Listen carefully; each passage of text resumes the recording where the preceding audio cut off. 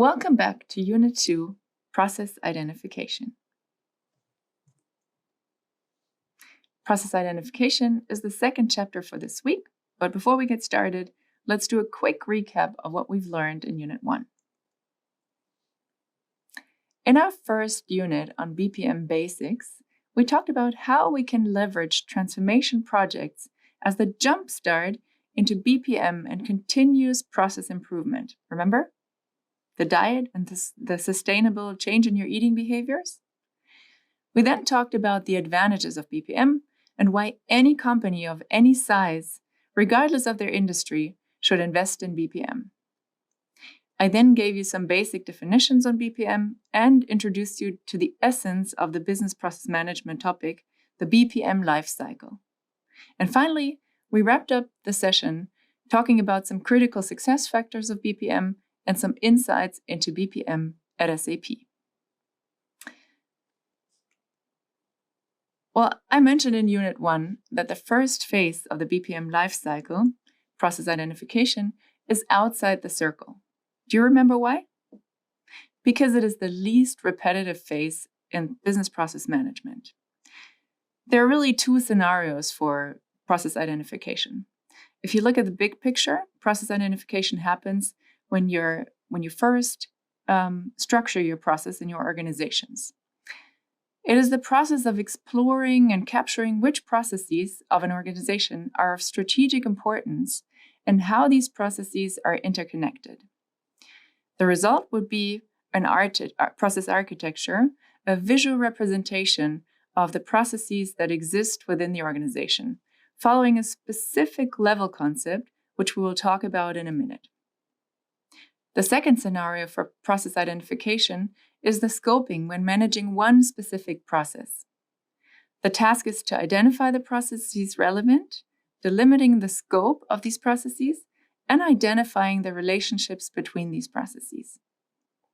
As you can imagine, these activities are not done for every improvement cycle or process change, but really only when building the process architecture or starting a new project.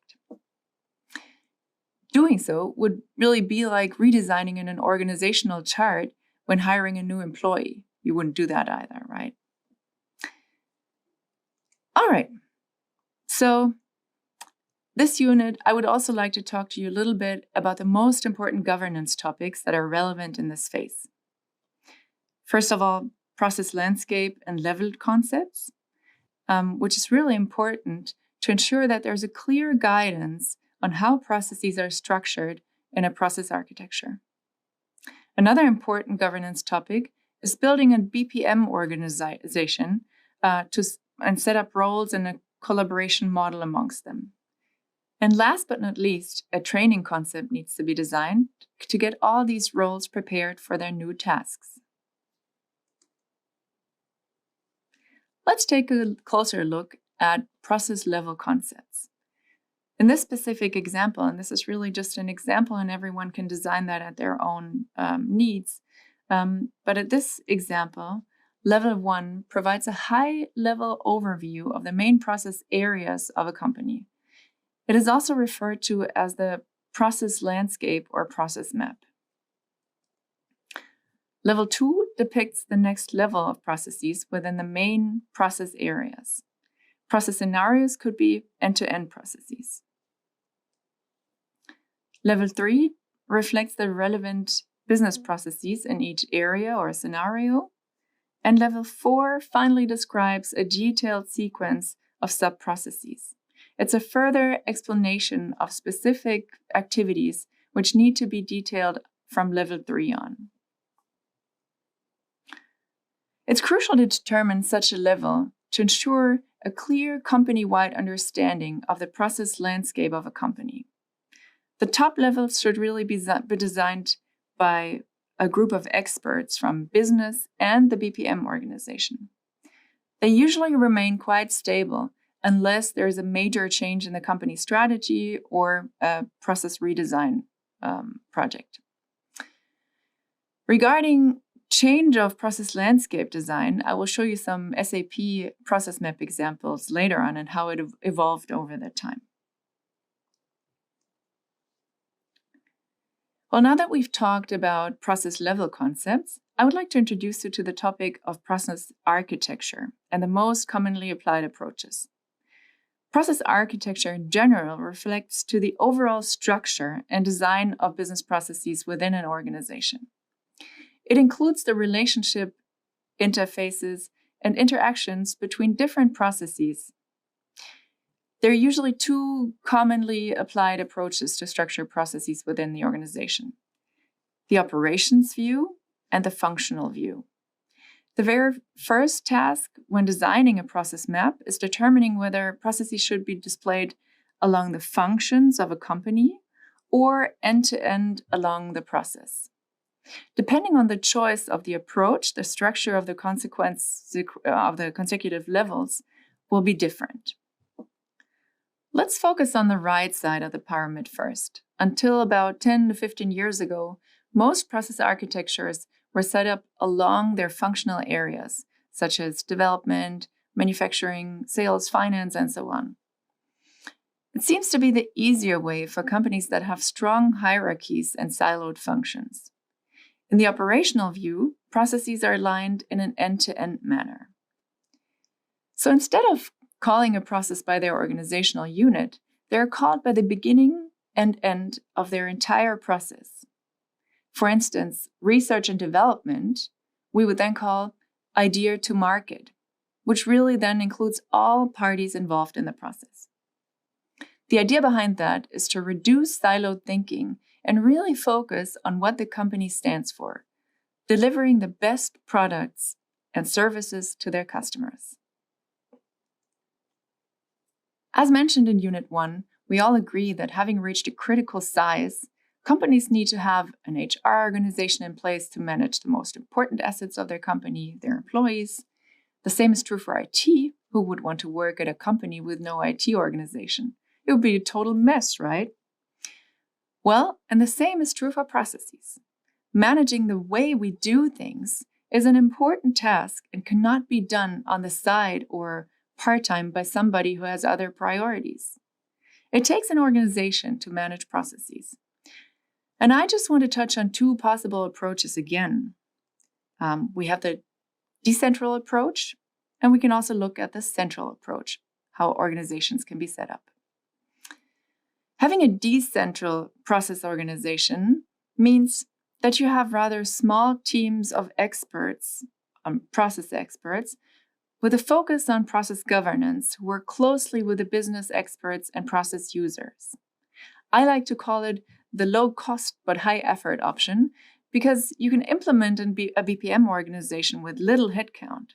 However, the effort of alignment between process experts and business experts and process users is really tremendous. Another downside of the decentral approach is that business experts usually are outcome-driven and want to focus more on their KPIs. It can be really difficult to motivate them to focus on process improvement if they don't really see the direct correlation to their business goals. The alternative would be the central approach. You would then have a rather large BPM organization with experts who focus on process governance and other experts who are responsible for process excellence within the different LOBs or along the end-to-end process, depending on the setup. Well, both models work. And again, it depends a little bit on the culture of the organization to find the better fit.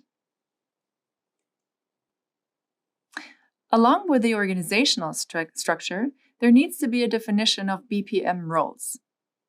I would just like to introduce you to a few example roles, and please keep in mind, these roles can be defined individually in every organization. In general, I'm a strong believer that a CPO on board level is crucial for the success of business process management at a company. The CPO should be the overall responsible for BPM activities within an organization. They should act as BPM ambassadors, supporting the building of bridges between different lines of businesses and standing in for resources and budget for process management. Secondly, there should be a responsible owner from a business perspective. And then also, there needs to be a process manager who looks at the process from a strictly process-driven perspective. In rare cases, the process owner and the process managers can be the same person, but in a perfect world and for critical processes, they should really be two experts with similar goals, but different focuses. The process owner is more focused on the outcome of a process, whereas the process manager is more interested in how well a process is performed and how this performance can be optimized. Process users are the ones actually carrying out a process and should be involved in any process design activities really early on. A Center of Excellence or Central Process Management Team is responsible for the governance of all BPM standards and guidelines. So they should also be the enabler of communication amongst all involved parties and act as process management consultants. Last but not least, a process council should be installed to agree upon important changes of the process map or to align process areas after strategic or organizational changes and like events. After having designed the BPM organization and determined roles, it is crucial to think about training and enablement of these roles. We have collected a few essential trainings along the BPM cycle, which every employee who is actively involved in BPM should have gone through. Some may be role-specific, but most of them are quite general. Now let's begin with the most general ones. We believe that everyone involved in BPM should go through an overall BPM training, such as this, which should consist of a minimum of 2 days, as well as a Six Sigma training to learn really to think process-focused. For the process discovery phase, employees involved in process modeling need to be trained on topics of running business process management workshops, reading and understanding process models, as well as modeling and analyzing processes. For the actual analysis phase, understanding and interpreting process indicators is a prerequisite. When redesigning a process, learning how to apply different process improvement techniques is also quite important. And here comes one of the most important trainings, change management. You can come up with the greatest process, but will still fail to implement it successfully within an organization if you don't understand the importance of change management and effective communication. And of course, all our great activities to improve a process would be worthless if we don't sustain them in a continuous improvement manner. Now keep in mind that this list may be not sufficient, but it certainly is a great start. I would like to give you an overview of the SAP Signavio solutions, which are most supportive for each phase along the BPM lifecycle. Now, for this very first phase of process identification, the SAP Signavio Process Explorer is a game changer. It provides access to value accelerators, which include business capabilities and solution maps, process models, metrics, industry best practices, and SAP best practices. And so instead of creating process maps from scratch, companies can leverage the collaborative knowledge of thousands of transformation projects delivered by SAP and our SAP partner ecosystem. But you will learn much more about this in week 4 of this training.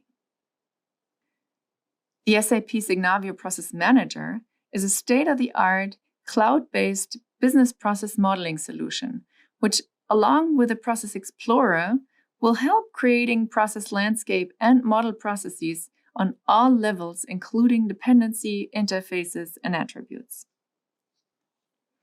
Our Process Insight solution helps SAP customers identifying process inefficiencies and improvement potentials on a few mouse clicks.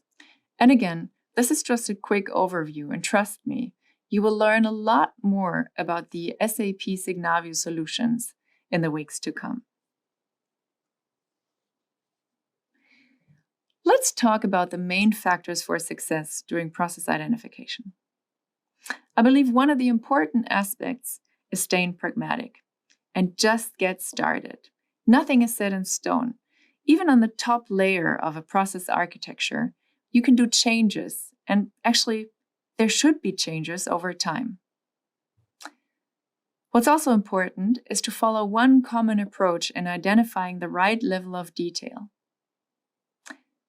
Be specific on process boundaries and scope, and clearly define responsibilities and ownership. And, of course, create an overview of critical governance elements. As promised in Unit 1, here are some insights on how BPM at SAP evolved over the years, beginning in 2015, when Signavio became the BPM tool of choice, replacing ARIS back then. Historically, the SAP process map was set up in a functional model along the board areas.